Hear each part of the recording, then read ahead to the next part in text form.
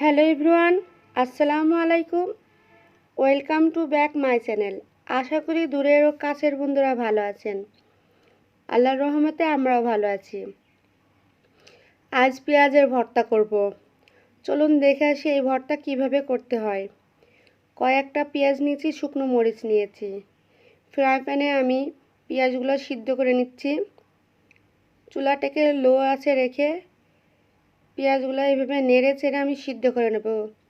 কোনো পানি ব্যবহার করব না, পানি ছাড়াই আমি পেঁয়াজগুলো সিদ্ধ করে নেব।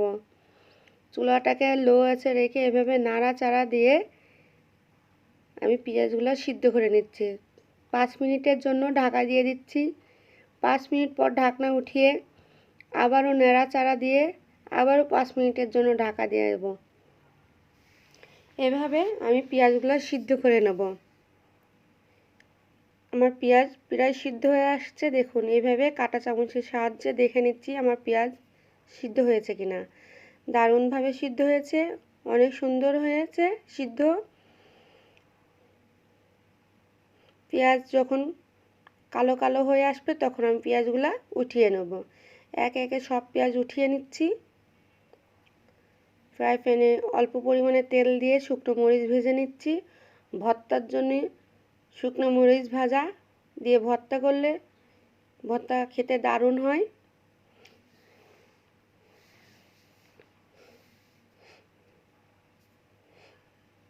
পেঁয়াজের খোসা ছাড়িয়ে নেব।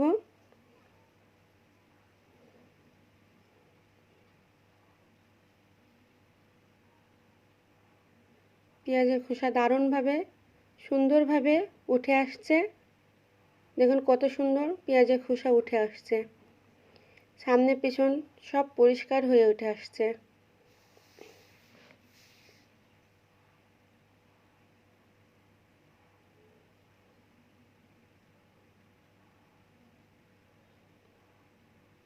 পিছন থেকেও সুন্দরভাবে পেঁয়াজের খোসা উঠে আসছে।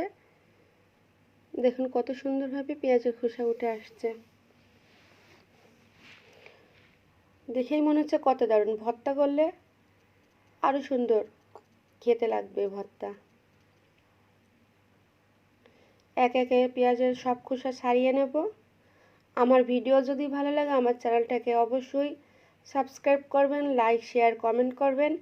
পাশে থাকা আই বেল আইকনটি বাজিয়ে দেবেন যাতে করে আমার পরবর্তী ভিডিওর নোটিফিকেশন সবার আগে আপনার কাছে পৌঁছায়।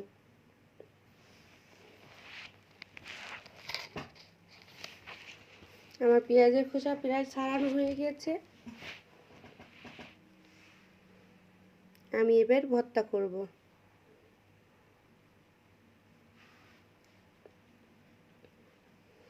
ভর্তার জন্য আমি 2টা শুকনো মরিচ দেব। পরিমাণ মতন লবণ দিচ্ছি। দিয়ে শুকনো মরিচ লবণ একসঙ্গে ভালো করে ডলে ডলে মিশিয়ে নেব।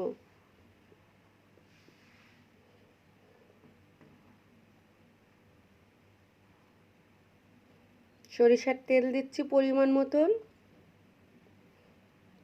আবারও সরিষার তেলের সঙ্গে শুকনো মরিচ মিশিয়ে নিচ্ছি। আমি পেঁয়াজগুলো চেপে এভাবে ভেঙে নিচ্ছি।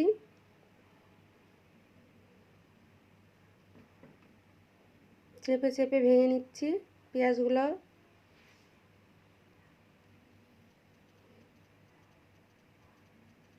প্রায় ভাঙা হয়ে গেছে।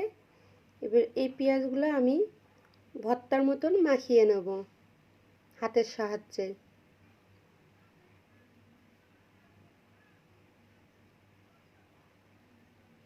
ভালো করে মশলার সঙ্গে পেঁয়াজ ভালো করে ডলে ডলে মিশিয়ে নিচ্ছি। এতে করে ভর্তাটা খেতে দারুণ লাগবে।